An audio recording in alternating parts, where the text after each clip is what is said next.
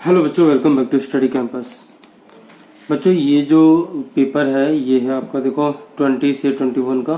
ठीक है, सभी बच्चे कहते हैं, क्लास 12 के बिजनेस स्टडी के बच्चे कहते हैं कि सर बिजनेस स्टडी में केस स्टडी कराओ। बेटा, केस स्टडी अच्छी बात है, करनी चाहिए, लेकिन आज ये वीडियो मैं उन बच्चों के लिए बना रहा हूँ जो बच्चे केस स्टडी सॉल्व नहीं कर पाते, पर स्टिल बेटा आप बहुत प्यार से पास हो सकते हो एग्जाम में। ठीक है, तो जरूरी नहीं है कि आपको केस स्टडी नहीं आती तो आपका कॉन्फिडेंस लेवल बहुत कम हो जाए और आप कहो यार मैं तो बिजनेस स्टडी पास हो ही नहीं सकता। बेटा, बिजनेस स्टडी में ना आपको डायरेक्ट क्वेश्चन कई कितने ही ज्यादा मार्क्स का आपको देखने को मिल जाते हैं। 24 मार्क्स के तो ऑन एन एवरेज है, ये आपको हर पेपर में आपको मिलेगा, बोर्ड एग्जाम में भी आपको मिलेगा। 24-25 मार्क्स के तो आपको 100% मिलते ही मिलते हैं। मैक्स ये 30 तक चले जाते हैं। लेकिन ये जो पेपर हुआ है आपका 20 से 21 का, ये आपका बोर्ड एग्जाम नहीं है, प्री बोर्ड एग्जाम है। अब देखो इसमें डायरेक्ट क्वेश्चन कितने मार्क्स के हैं, देन इसके बाद हम चैप्टर वाइज आपको डायरेक्ट क्वेश्चंस मैं आपको बताऊंगा कि कौन से इंपॉर्टेंट क्वेश्चंस हैं हर एक चैप्टर के। ठीक है, अब उसके बाद बेटा उसकी तैयारी करनी है आपको। ठीक है, तो सबसे पहले तो मैं आपको यहाँ पे काउंट कराता हूँ कि अभी जो पेपर हुआ था प्री बोर्ड का आपका, ये रिसेंटली अभी हुआ है, इसमें आपके कितने डायरेक्ट क्वेश्चंस आपके आए, कितने मार्क्स के। 80 मार्क्स का आपका पेपर है, 20 मार्क्स का आपका प्रैक्टिकल, आपको पता है ऑलरेडी।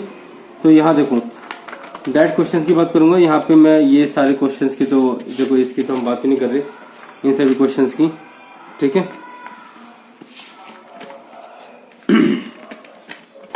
ये भी हटा देते हैं क्वेश्चंस। ठीक है, ये हमारे किसी काम के नहीं है क्वेश्चन। 21 क्वेश्चन है, देखो ये हमारे किसी काम का नहीं है। हाँ, यहां से देखो बेटा, क्वेश्चन नंबर 23 डायरेक्ट क्वेश्चन पूछा गया है आपको, 3 नंबर का क्वेश्चन है ये। ठीक है, 23 क्वेश्चन है। ठीक है, अब 24 क्वेश्चन देखो, 24 में ऑप्शन का भी डायरेक्ट क्वेश्चन दे रखा है, ये भी 3 नंबर का है। तो अगर आप 23 में से ये वाला क्वेश्चन करते हो 3 नंबर, और 24 में से ये वाला क्वेश्चन करते हो ये भी 3 नंबर, तो 3 हो गए बेटा 6 नंबर। ठीक है बेटा, थोड़े काम चल रहा है आसपास तो थोड़ी प्रॉब्लम हो सकती है आवाज में। तो बेटा 23, 24 हो गए बेटा 6 नंबर। अब देखो यहाँ पे 27 बेटा 4 नंबर का है, 6-4 10 नंबर, 10 नंबर के डायरेक्ट क्वेश्चन मैंने आपको बताए। फिर बेटा देखो 28 अगेन डायरेक्ट क्वेश्चन गिवन आपको, तो 10 और 4 14 नंबर का हो गया बेटा ये। ठीक है, ये भी डायरेक्ट क्वेश्चन है, 14 और 4 बेटा 18 नंबर का हो गया। 18 और 6 बेटा देखो कितना हो गया, 24 नंबर का बेटा ये हो गया। ठीक है, और 24 और 6 बेटा देखो ये भी डायरेक्ट क्वेश्चन है, 24 और 6 कितने हो गए आपके, 30 नंबर का। ठीक है, ये देखो भाई 30 नंबर, और ये भी आपको डायरेक्ट क्वेश्चन गिवन है आपको, तो 30 और 6 36 हो गए। यहाँ पे देखो ये भी बेटा डायरेक्ट दे रखा है, 36 और 6 आपके हो गए बेटा 42 मार्क्स के बेटा डायरेक्ट क्वेश्चंस पूछे गए हैं। 42 मार्क्स के 80 में से ऑलमोस्ट 50% पेपर आपका डायरेक्ट क्वेश्चंस के बेस पे आया हुआ है। ठीक है, तो केस स्टडी हाँ भाई जरूरी है, बहुत जरूरी है, लेकिन अगर आप डायरेक्ट क्वेश्चंस के ऊपर भी फोकस करोगे तो भी आप इजीली पास हो जाओगे। ठीक है, तो अब हम स्टार्ट करेंगे चैप्टर वाइज इंपॉर्टेंट क्वेश्चंस जो मुझे लगते हैं एग्जाम के लिए बहुत जरूरी है, वो आपको याद करने हैं। डायरेक्ट क्वेश्चंस की बात कर रहा हूँ। इससे पहले की जो वीडियोस बनी थी वो बेटा बनी थी टॉपिक्स के ऊपर, तो हर चैप्टर के जो टॉपिक थे वो बनते हैं बेटा आपके केस स्टडी के ऊपर। ठीक है, कभी कभी ये हो सकता है कि आपके जो केस स्टडी के जो मैंने टॉपिक बताए थे उसी के बेस पे आपका डायरेक्ट क्वेश्चन भी आ जाता है, पॉसिबल है, वो हो सकता है। ठीक है, अब मैं बेटा आपको बताऊंगा डायरेक्ट क्वेश्चन चैप्टर वाइज। तो आज हम जो चैप्टर कवर करने वाले हैं वो हम कवर करेंगे बेटा पहला चैप्टर हमारा। ठीक है, और आपकी ये वीडियो बेटा कंटिन्यूसली आती चली जाएगी। ठीक, तो स्टार्ट करते हैं हम अपने इंपॉर्टेंट कुछ क्वेश्चंस के साथ। मैंने अलग से नहीं लिख के, और मैं आपको बुक में ही डायरेक्ट आपको बता देता हूँ। ठीक है, कौन से क्वेश्चंस मेरे अकॉर्डिंग इंपॉर्टेंट है। ठीक है, चलिए स्टार्ट करते हैं अपने क्वेश्चंस को, और उसके बाद बेटा केस स्टडी भी आएगी, टेंशन मत लो, सारे क्वेश्चंस बताऊंगा बेटा मैं आपको। तो हम स्टार्ट करते हैं बेटा डायरेक्ट क्वेश्चंस। आपको आई होप आपको दिखाई दे रहा होगा सब कुछ। ठीक है, सही से दिखाई दे रहा है, ओके गुड। ठीक है, ये 2014 का पेपर है मेरे पास। अगर बेटा अगर आपको पीडीएफ चाहिए तो पूरे बुक की आपको पीडीएफ मिल जाएगी। ठीक है, ये बुक बेटा वैसे तो खैर पता नहीं होगी 100 200 300 की तो होगी कुछ, मेरे को याद नहीं है अच्छे से। अगर आपको इसकी पीडीएफ चाहिए तो बेटा आपको पेमेंट करनी होगी 49 रुपीज़ की। 49 रुपीज़ में बेटा पूरी बुक की पीडीएफ आपको मिल जाएगी। इसमें आपको बेनिफिट ये हो जाएगा कि जो मैं आपको क्वेश्चंस बता रहा हूँ तो इसके साथ साथ और भी एक्स्ट्रा क्वेश्चंस आपको मिल जाएंगे। दूसरी बात क्या है कि आपको इसके आंसर्स को या ढूंढने की जरूरत नहीं है, आपको यहीं से आप याद कर सकते हो। ठीक है, तो चलिए स्टार्ट करते हैं हम अपने फर्स्ट चैप्टर को लेकर, जिसमें मैं आपको बताऊंगा बेटा इंपॉर्टेंट क्वेश्चंस आपके। ठीक है, तो बेटा ये हमारा पहला चैप्टर है। ठीक है, इसमें मैं आपको बताता हूँ। तो सबसे ज्यादा इंपॉर्टेंट चीज है 3 नंबर के क्वेश्चंस में बेटा प्रबंध का अर्थ। बट ध्यान रखना, प्रबंध का अर्थ आपका ना डायरेक्ट नहीं आता क्वेश्चन, आपका क्वेश्चन को इस तरीके से आता है। प्रबंध को व्यक्तियों के एक समूह के रूप में जो एक उद्यम के प्रति उद्यम के लिए प्रबंधकीय उत्तरदायित्व रखते हैं, संक्षेप में स्पष्ट कीजिए। कहने का मतलब होता है कि प्रबंध का अर्थ बताना है आपको। ठीक है, क्वेश्चन घुमा के जो ला सकता है, ये वाला क्वेश्चन इंपॉर्टेंट है। ठीक, ध्यान रखना। इसके अलावा आप इसका देखो, आप इसका आंसर भी देख सकते हो, स्क्रीनशॉट लेना है वो ले सकते हो आप। ठीक है,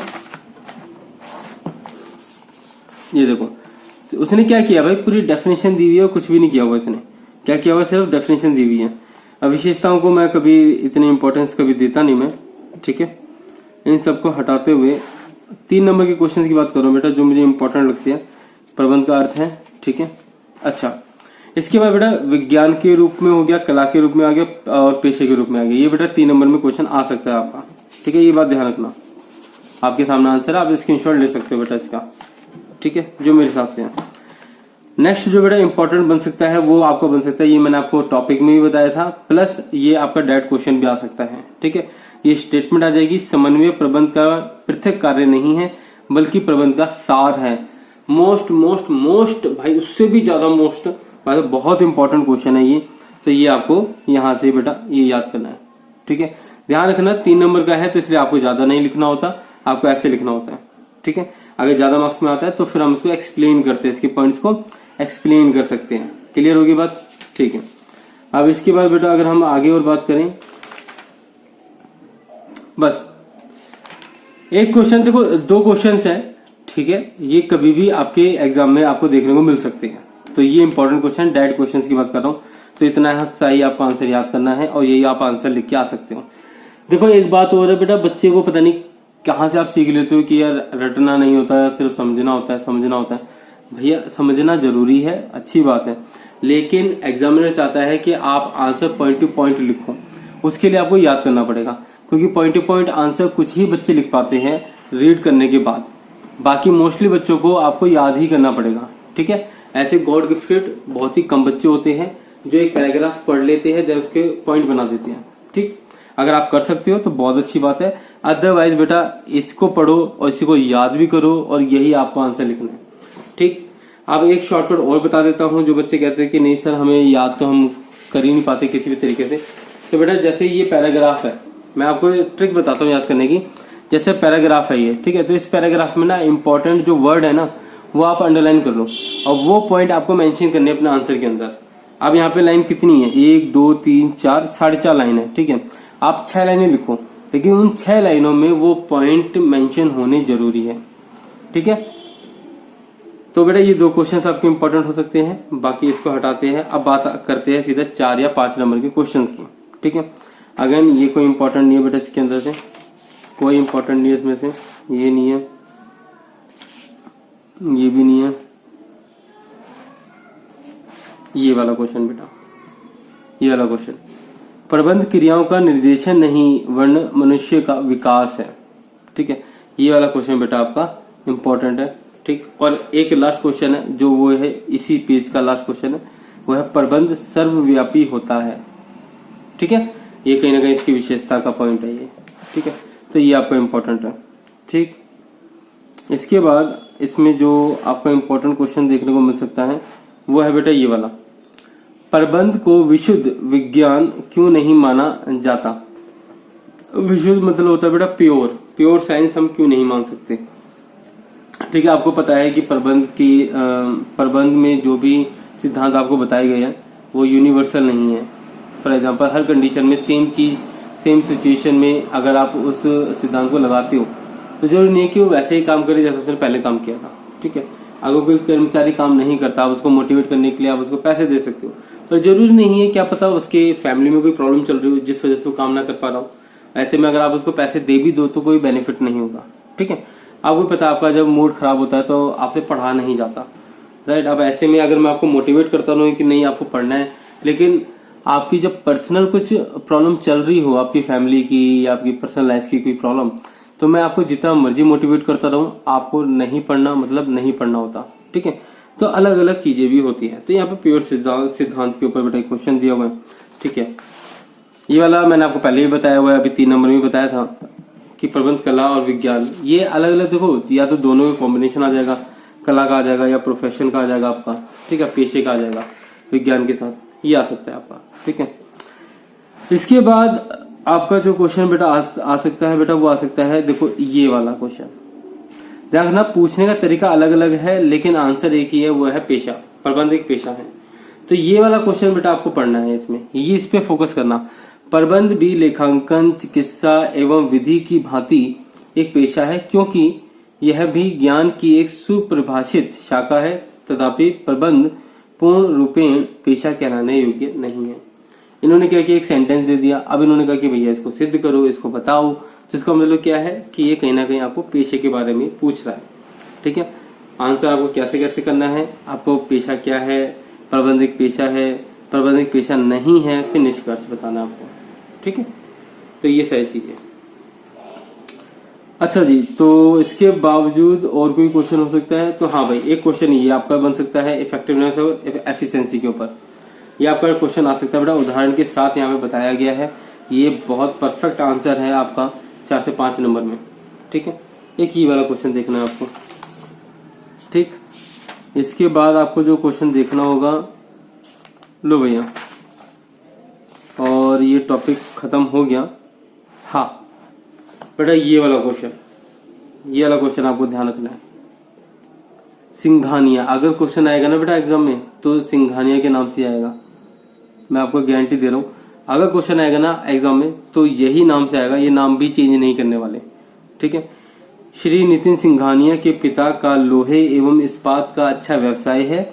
वह MBA की डिग्री लेने अमेरिका, संयुक्त राष्ट्र अमेरिका जाना चाहता है, लेकिन उसके पिता चाहते हैं कि वह उनका व्यवसाय संभाल ले। उभरती हुई प्रवृत्ति के आधार पर क्या आप सोचते हैं कि श्री सिंघानिया के पिता को उसे संयुक्त राष्ट्र अमेरिका भेज देना चाहिए? अपने उत्तर के समर्थन में कोई 3 कारण दीजिए। अब देखो बहुत सिंपल सा क्या क्वेश्चन है, यहाँ पे बच्चा सोच भी नहीं सकता कि भैया इसमें आंसर हो क्या सकता है। ओवरऑल क्या कहना चाहता है भैया, ये कहना चाहता है इन शॉर्ट कि एक पर्सन है सिंघानिया, वो कह रहा है कि भैया मैंने MBA कर लिया, मुझे अमेरिका जाना है, लेकिन जो उसका पापा है वो कह रहा है कि भैया मेरा जब खुद का जब एक बिजनेस है लोहे का, तो भाई आप उस बिजनेस को संभाल लो। तब क्वेश्चन ये आपसे पूछ रहा है कि उसके पिता को उसको अमेरिका भेज देना चाहिए या नहीं भेज देना चाहिए। अब इसके आंसर को एक बार देख लेते हैं बेटा। अगर एग्जाम में क्वेश्चन आ गया ना, आपको अंदाजा भी नहीं होगा कि कौन से चैप्टर का है, लेकिन मैं आपको बता दिया ये चैप्टर आपका फर्स्ट है। अब देखो कुछ क्वेश्चन ऐसे होते हैं जहाँ पे बेटा आइडिया नहीं हो पाता, इस वजह से मैंने आपको ये वाला क्वेश्चन अलग से बताया। तो क्या लिखा हुआ है, श्री सिंघानिया के पिता को उसे MBA की डिग्री लेने अमेरिका भेज देना चाहिए, इससे वह कुशल प्रबंधक एवं प्रशासक बन सकेगा और व्यवसाय की प्रगति में सहायक होगा। इसके समर्थन में निम्न तर्क दिए जा सकते हैं। अब देखो क्या लिखा है, प्रबंध के महत्व बताने हैं। कहने का मतलब क्या है कि भैया जो सिंघानिया है वो अमेरिका जाना चाहता है पढ़ाई के लिए, MBA की पढ़ाई के लिए, जिसमें वो मैनेजमेंट के बारे में सीखेगा, लेकिन उसके जो पिता है वो कह रहे हैं कि नहीं तेरे को जाने की जरूरत नहीं है, तो पढ़ाई करने की जरूरत नहीं है, तो डायरेक्ट यहाँ पे आके हमारा बिजनेस संभाल ले। तो यहाँ पे इन्होंने आंसर क्या दिया कि नहीं, उसको भेज देना चाहिए ताकि वो वहां पे प्रबंध की पढ़ाई कर सके। और प्रबंध की पढ़ाई करेगा तो इसका मतलब क्या है कि प्रबंध की अगर आप कोई भी पढ़ाई करते हो तो उसकी कोई ना कोई इंपॉर्टेंस तो होगी, तभी तो आप पढ़ाई कर रहे हो, राइट। तो वही यहाँ पे आपको बताना है, आपको क्या बताना है, प्रबंध के महत्व आपको बताने पड़ेंगे, ठीक है। तो ये क्वेश्चन बेटा आपका ओवरऑल बहुत प्यारा क्वेश्चन है, ठीक है। तो अल्टीमेटली मैंने आपको कुछ ही क्वेश्चंस बताए हैं, आप वीडियो को रिवाइंड कर सकते हो। अगर आपको ना समझ में आया हो तो आप एक बार दोबारा देख सकते हो कि इसमें कौन कौन से क्वेश्चन मैं आपको बताया है। आंसर भी आपके सामने स्क्रीनशॉट ले सकते हो बेटा, वहां से पढ़ सकते हो। और अगर आपको PDF चाहिए तो आप मुझे बता देना, मुझे व्हाट्सअप कर देना, ठीक है। अगेन कहूंगा बेटा कॉल मत करना, सिर्फ व्हाट्सअप करना। ठीक है बेटा, इस वीडियो में सिर्फ इतना ही था। इस चैप्टर के अंदर मैंने इंपॉर्टेंट क्वेश्चन आपको बता दिए। अगर बेटा वीडियो अच्छी लगी तो बेटा लाइक कर देना, कमेंट कर देना, शेयर कर देना अपने सभी दोस्तों के साथ, क्योंकि बेटा देखो सभी दोस्तों के अगर नंबर अच्छे आएंगे तो सेम कॉलेज में जाओगे, और अगर ऊपर नीचे नंबर आए कोई बेनिफिट नहीं बेटा। 12th क्लास में सरकारी जॉब नहीं मिलने वाली आपको कॉलेज में ही एडमिशन लेना है। तो दोस्तों के साथ बेटा शेयर करो इस चीज को, ताकि उनके भी नंबर आए और आप सभी एक ही कॉलेज में एडमिशन ले पाओ। ठीक है, तो बेटा मिलते हैं नेक्स्ट वीडियो में, तब तक के लिए टाटा बाय बाय। और उसमें हम करेंगे बेटा ये वाला चैप्टर, प्रबंध के सिद्धांत।